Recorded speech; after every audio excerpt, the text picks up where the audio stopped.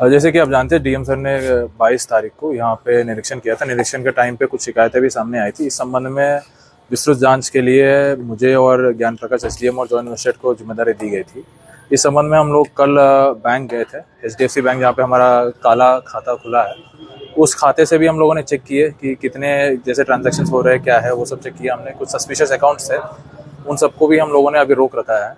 इसके साथ साथ आज हम लोग यहाँ पे एसडीएम बदलापुर, मरियाहूं और मछली शहर, तीन लोगों को बुलाया है और उन तहसीलों से लेखपाल भी आए हैं और सारे बस्ते हम लोग चेक कर रहे हैं। तो धीरे धीरे सारे पत्रावली हम लोग अब कुछ अलग भी रखें। इन सब के ऊपर जो भी हमारे डेटा आएगा वो सब हम रिपोर्ट सबमिट करेंगे, उसके बाद आगे कार्रवाई की जाएगी। सर, जो ट्रांजैक्शन सामने आए हैं उनमें जो लेन देन हुआ है, जिनके खाते में गया, क्या उनमें पैसे हैं या फिर उनके ट्रांजैक्शन वहां से विड्रॉल कर लिए गए? इसमें अलग अलग तरीके हैं। कुछ जगह पे खाता जब पैसे गया है उन सब में खाता में अभी भी पैसे हैं। कुछ जगह कुछ लोगों ने एफडी करा लिया है, कुछ जगह कुछ लोगों ने पूरा पैसा निकाल लिया है। तो अलग अलग तीनों तरीके के हैं। पहले की अमाउंट हमें पूरा क्लियर हो जाए, उसके बाद हम लोग यहाँ से जो भी आगे कार्रवाई है वो हम करेंगे। टोटल कितना अमाउंट अकाउंट मिले हैं टोटल अमाउंट जांच में आया? अभी हम फाइलों की छानबीन में लगभग हमारे 10 ग्राम पंचायतों को हम लोगों ने देखा है। कुछ फाइलें काश्तकार लगभग होंगे 15-20 के आसपास, हम लोगों ने अभी फाइल निकाल के रखा है। इसमें टोटल अमाउंट लगभग 2 करोड़ के आसपास आ रहा है। जो इसमें अलग अलग तरीके हैं, जिसमें हो सकता है कि उनके फाइल क्लेम जेन्युइन भी है, लेकिन फाइल पत्रावली फर्जी बनाई गई है। तो फर्जी पत्रावली के आधार पे जो पेमेंट हुआ है वो लगभग अभी तक जो हमारे सामने आया है वो 2 करोड़ तक आया है। आगे की जो भी कार्रवाई है हम लोग रिपोर्ट हम अगले 4-5 दिन में डीएम सर को सबमिट करेंगे, उसके बाद आगे की कार्रवाई वहाँ से होगी। कितने अधिकारियों की संलिप्तता है इसमें? कितने अधिकारियों की जांच में सामने आएगी? नहीं, इसमें ये मुख्य रूप से यह लग रहा है यहाँ पे कि जो कार्यालय में जो यहाँ पे जो बाबू है, इन्हीं लोगों की मिली भगत के वजह से जो है ये बात जो है सामने आई है कि इन्हीं लोगों ने फाइल पत्रावली फर्जी बना के यहाँ पे पुटअप किया है। जो एडीएम के सामने पुटअप कराया गया था, फिर ये सब हुआ। लेकिन इसकी पूरी जो है इन सब की गवाह की स्टेटमेंट लेने के बाद ही पता चलेगा और बाद ही तो जांच का विषय पुलिस आगे देखेगी। सर, जो टोकन हुआ है जो टोकन हुआ है ट्रेजरी के लिए, वो किसके साइन से रिलीज हुआ है और किसके ट्रेजरी में क्या इस मामला ट्रेजरी से भी जुड़ा है ये मामला? नहीं, ट्रेजरी से इससे कोई लिंक नहीं है। जो भी खाता यहाँ पे एनएच का होता है वो प्राइवेट है, जो सीआरओ साहब तक के प्राइवेट बैंक है। सीआरओ साहब का भी इन्वॉल्वमेंट है? नहीं, ये तो अभी तो हम लोग कह नहीं सकते हैं, क्योंकि इसमें एडीएम वो जो लैंड एक्विजिशन की जिम्मेदारी वही है उनकी जी।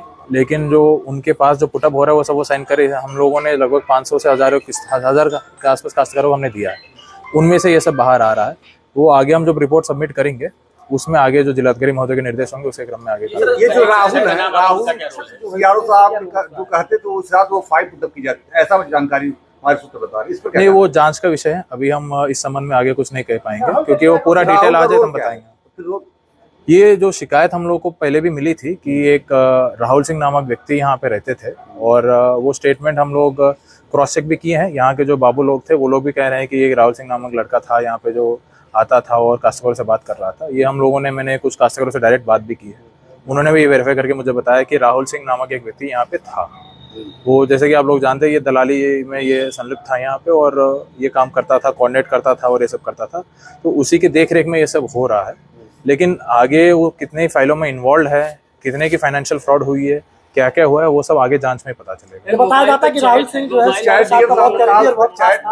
राहुल के चैट में जो आया था, नहीं, वो सब हम जांच के विषय बाद में हम एनएच कौन सा है? तो टोटल हम लोग अभी तो मैंने 2-3 NH 135A है और उसी का बाईपास है और एक NH 731B है।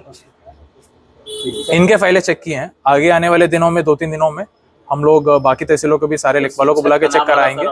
और इसमें मैं मीडिया वालों से ये अनुरोध करूंगा कि आपके माध्यम से लोगों को ये इन्फॉर्मेशन चला जाए, अगर उनके संज्ञान में अगर कोई ऐसा इशू है या फिर उनके पर्सनली कोई लैंड एक्विजिशन का कोई इशू है, अगर वो कहना चाहते हैं, मेरे सामने रखना चाहते हैं जांच समिति के सामने, तो वो कल आके अपनी बात रख सकते हैं।